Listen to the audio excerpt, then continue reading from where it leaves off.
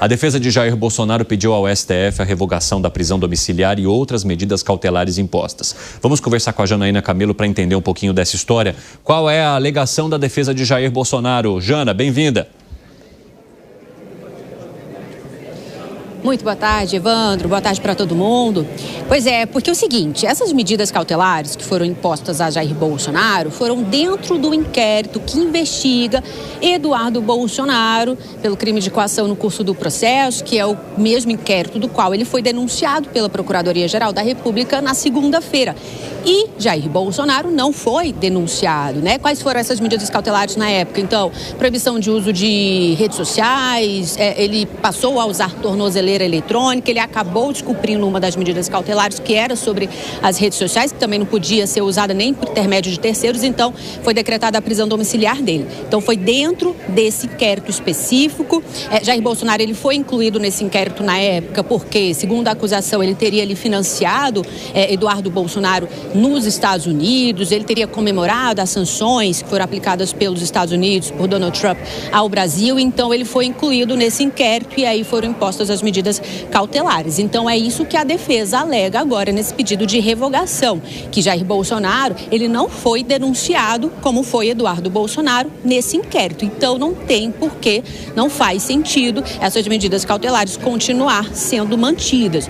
Essas medidas cautelares foram impostas também dentro desse inquérito, mas dentro de uma petição que corre em sigilo. Evandro, ela corre isoladamente em sigilo. Então a notícia de que esse pedido foi protocolado pelo STF foi noticiado pela própria defesa de Jair Bolsonaro. Um dos advogados, ele postou nas redes sociais, a gente inclusive tem esse trechinho aí para mostrar na tela, dizendo que foi protocolado ontem esse pedido no STF e justifica o seguinte, o advogado, que com o oferecimento da denúncia, na qual o ex-presidente Bolsonaro não foi acusado, então se esvazia a necessidade de quaisquer medidas cautelares, já que não há ação penal, tramitando eventual condenação e aí seriam supostamente protegidas por severas cautelares que foram impostas e que há semanas vem subtraindo a liberdade de ir e vir e de livre manifestação. E aí ele segue dizendo que também não havendo mais como serem mantidas de forma legal, porque a defesa aguarda ali a sua célere revogação. Então a célere revogação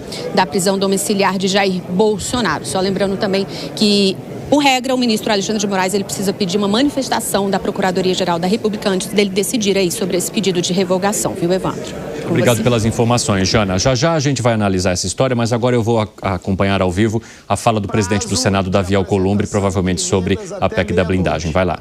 Por quê?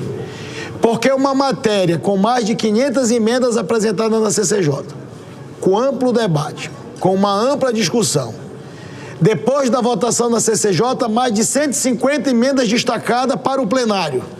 Se nós ficássemos com ela ainda hoje, até terça-feira, para um novo prazo de emendas, nós íamos retomar as 500 emendas destacadas e seria impossível nós conseguirmos chegar a um bom entendimento. Então eu queria anunciar, é isso, doutor Danilo, do ponto de vista regimental, eu quero anunciar e vou repetir novamente a toda a assessoria, os senadores e senadoras, que o prazo de apresentação de emendas sobre o PLP 108 de 2024 se encerrará no dia de hoje, meia-noite, e fica oficialmente transferida a sua deliberação para, impreterivelmente, na próxima terça-feira, estará na pauta.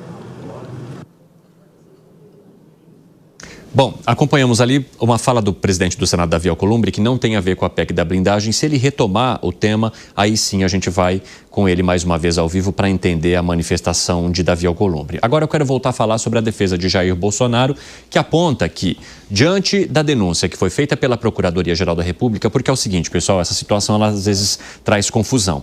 Jair Bolsonaro está cumprindo uma prisão domiciliar não por causa daquele processo envolvendo o 8 de janeiro, a trama golpista, aquilo que ele já foi condenado no Supremo Tribunal Federal.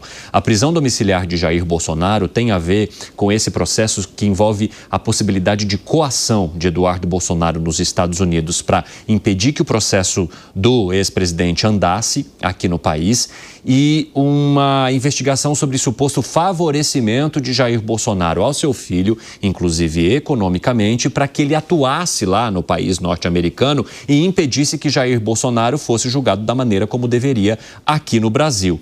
Como a Procuradoria-Geral da República apresentou já a denúncia ao Supremo Tribunal Federal pedindo que o processo continue e avance envolvendo Paulo Figueiredo e o deputado Eduardo Bolsonaro, mas não cita a necessidade de julgamento de Jair Bolsonaro neste caso, a defesa do ex-presidente vem e diz: não há mais necessidade alguma, então, de manutenção dessa prisão domiciliar, porque ele não ofereceu e nem oferece risco e agora é preciso esperar a execução da outra pena. Aquilo que virá depois dos recursos apresentados pela defesa, no caso da trama golpista, com a definição do relator ministro Alexandre de Moraes. Como é que você avalia, então, esse argumento da defesa agora, Alan Gani, diante dessa situação? Eu vejo absolutamente como válido esse argumento, Evandro, até porque teria que ter um elemento muito concreto, até para o Eduardo Bolsonaro, nem estou falando do Jair Bolsonaro, de que o Eduardo Bolsonaro estaria conspirando contra o país, influenciando de alguma maneira as decisões de Donald Trump. Quer dizer, você precisa provar isso, né? Não pode ficar ali no campo imaginativo, subjetivo, né? Se fosse provado isso, aí ok, aí você está falando de Eduardo Bolsonaro. Aí provar também que Jair Bolsonaro estaria agindo em conluio com o Eduardo Bolsonaro. Então me parece que desde o início esse discurso, essa acusação, ela é muito frágil e agora então não se sustenta mais. Acho que é absolutamente razoável o pedido da defesa. E para você, Pepe, é razoável também? Não, é razoável, mais do que razoável, né? Tem total razão a defesa. É bom lembrar as fases do processo, né? Começa com o inquérito, né? Antes do processo, claro, o inquérito. A Polícia Federal investigou, né? Manda para o Ministério Público Federal, Procuradoria-Geral da República, né, que faz a denúncia com base no inquérito, nas provas colhidas no inquérito. Né? E a denúncia da Procuradoria-Geral da República não inclui o ex-presidente Jair Bolsonaro. Não há indiciamento. Como não inclui o Bolsonaro, né, na denúncia, qual que é a consequência lógica? Cair as medidas cautelares que tinha no inquérito. Né? Então, mais do que caber razoabilidade, tem total razão a defesa. Eu espero que o ministro Alexandre de Moraes libere, né, o Bolsonaro dessas medidas restritivas de direito cautelarmente. Ô, Pepe, e quando há esses pedidos, normalmente a análise ela é feita de maneira bem acelerada, ou seja, poderia haver a possibilidade de, caso o ministro Alexandre de Moraes acate o que foi pedido pela defesa, que Jair Bolsonaro, por exemplo, já se veja livre ainda nessa quarta-feira, ou existem prazos que precisam ser cumpridos? Não, na minha opinião, tem que ser feita de imediato. Até porque restrição de direito, né? Não dá para o ministro do STF ou qualquer juiz sentar em cima, tem que analisar a situação de forma séria e rápida. Aí sim cabe decisão monocrática, que a gente sempre criticou do STF. Bom, nós vamos acompanhar então se isso pode acontecer ainda nesta tarde, você verá ao vivo aqui no nosso 3 em 1. Fala, Bruno Musa. Acho que foi retocável. Essa é mais uma das pautas em que há unanimidade. De novo, pouco importa aqui a ideologia de cada um. Eu acho que a gente tem que levar a sério o que diz a Constituição. E o próprio Pepe aqui, enquanto advogado, acabou de mostrar todo aquele processo, todo aquele rito que deveria ter sido feito e que foi, de alguma forma, desviado ou tergiversado sob o ponto de vista político. Então, fica muito claro que houve excessos ao longo desse processo e esperemos que isso seja respeitado, ou seja, a própria Constituição como um todo, né?